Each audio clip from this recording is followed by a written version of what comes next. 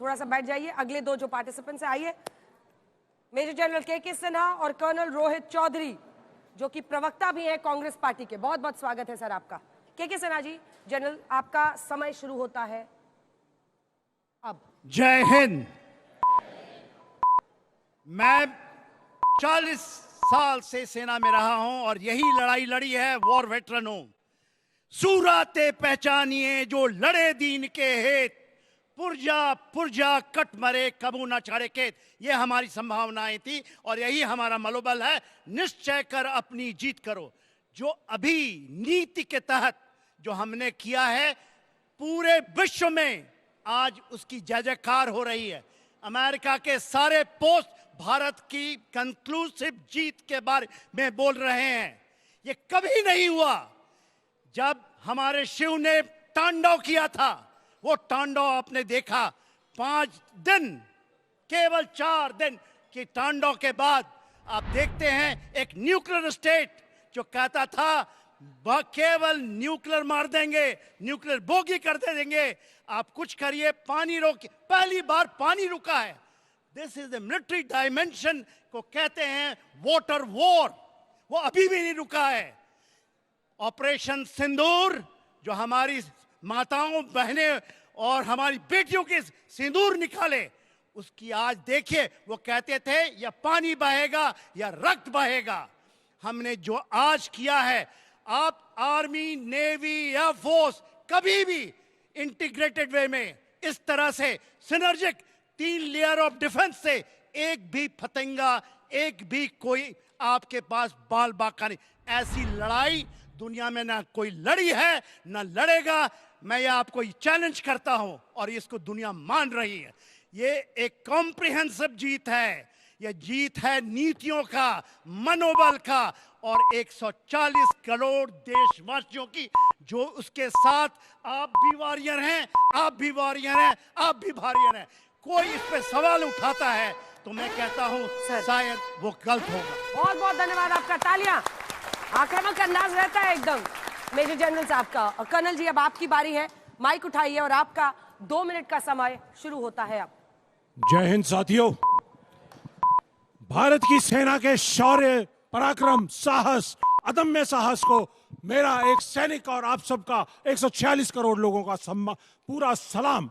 और साथियों, पहली बात, हमारी देश की सेना कभी फेल नहीं होती है। Indian defence forces never fail. ये जज्बा, ये लेकर 146 करोड़ लोगों का जज्बा और विश्वास लेकर हम जब सरहद के ऊपर लड़ते हैं तो हमारी ताकत 10 गुना और बढ़ जाती है।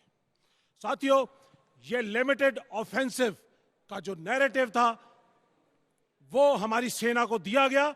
जो ये 26 लोग पहलगाम के अंदर बेगुनाह लोगों का जिस तरह से हत्या की गई, उसके बाद जो लिमिटेड ऑफेंसिव जो हमारी सेनाओं को टास्क दिया गया, ऑब्जेक्टिव 100% अचीव। और उन्होंने 9 के 9 जो आतंकी ठिकाने थे उनको ध्वस्त करने का काम किया। और उसके बाद पूरे देश का एक माहौल बना।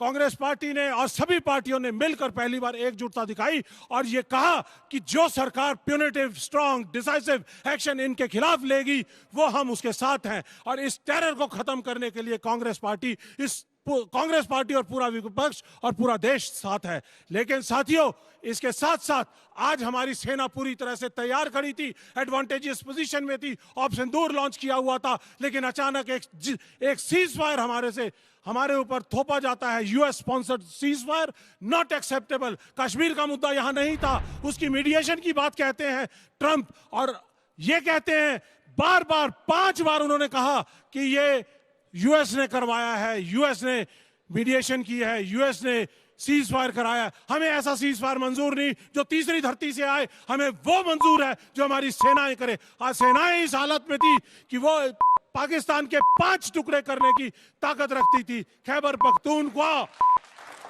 गिलगिट बाल्टिस्तान, सिंध, पाकिस्तान और बलोचिस्तान, इसके 5 टुकड़े करने की ताकत रखती थी। 1971 में हमने 2 टाइम समाप्त हुआ सर यहाँ नियम चलते हैं। टाइम समाप्त हुआ, लेकिन जबरदस्त तालियां। बहुत अच्छा, दोनों ही सेना की तरफ से जबरदस्त अपने तरीके से बात कही गई है। लेकिन अब बारी है जनता की। आप दोनों तो अपने जगह में जा ही सकते हैं, अब हम युवा नेता चुनेंगे, क्योंकि हम ये मानते हैं कि शो में वैसे यहाँ पर मुझे हर उम्र के लोग मिल रहे हैं, लेकिन हम ज्यादातर युवा नेता इसमें चुनते हैं। तो आप में से कोई है जो बोलना चाहता है इस तरफ से? कुछ युवा चेहरे, आइए आइए, फिर आइए, बाजी स्वीकारिए एकदम, आइए। आप इधर से कौन बोलेगा? क्योंकि पक्ष और विपक्ष आप बोलेंगे। चलिए, आप लोगों के लिए एक टोपी है, पहनिए और आइए मेरे साथ। तो ये हमारे दो युवा नेता हैं। माइक उठाइए, अपना नाम पहले बता दीजिए। दीक्षा पाठक। दीक्षा पाठक जी, आपका 60 सेकंड का समय शुरू हो गया। पहलगाम के बारे में तो आप सबने ही सुना होगा, जैसे कि उन्होंने हमारे घर में घुसकर हमारे धर्म को पूछकर मारा था और बोला था कि मोदी को बता देना कि हमने उसे मारा है। मोदी ने बताया और ये जताया भी कि हम तुम्हारे घर में घुस के तुमको तबाह कर सकते हैं। उसने 100 से ज्यादा जगह पे लोगों को मारा और वहां पर बम भी गिराए।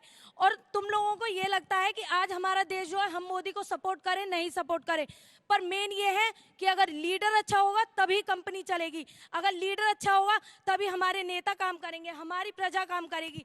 आज सारा मोदी के साथ पूरा भारत देश खड़ा हुआ है, आज सब लोग मोदी के साथ हैं, पूरा देश भारत जो है मोदी के साथ है। क्या आपको नहीं लगता कि इस बार जो हुआ है वो सही हुआ है? उन लोगों को मोदी ने सबने अपनी जो है औकात दिखा दी है। और श्री कृष्ण ने भी कुरुक्षेत्र में कहा था कि युद्ध करना हमारा धर्म है। अगर हमारे कोई घर में घुस के अधर्म का पालन करता है तो उसे धर्म सिखाना हमारा जन्मसिद्ध अधिकार है। भारत माता की जय। क्या बात है, हाँ? और मुझे इस बात की बहुत खुशी है कि महिला शक्ति दिखी है। बहुत अच्छा, कमाल किया है पाठक जी ने। अब आप बोलिए अपना नाम। मेरा नाम सचिन है।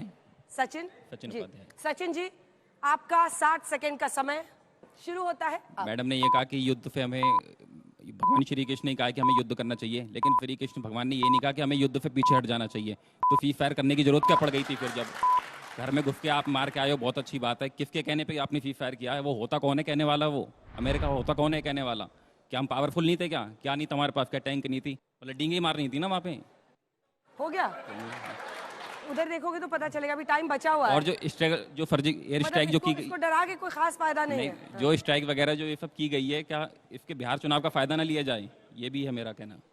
ना लिया जाए, बिहार लिया चुनाव जाए। का फायदा नहीं ना लिया जाए, क्योंकि वो आगे रहते हैं इस काम में। तो वो क्या आपका पहला वोट पुलवामा पे होना चाहिए, नहीं होना चाहिए, ये काम ना करें वो। वाह, जबरदस्त, बहुत अच्छा, एकदम सचिन जी ने कमाल कर दिया एकदम, पाठक जी और सचिन जी ने।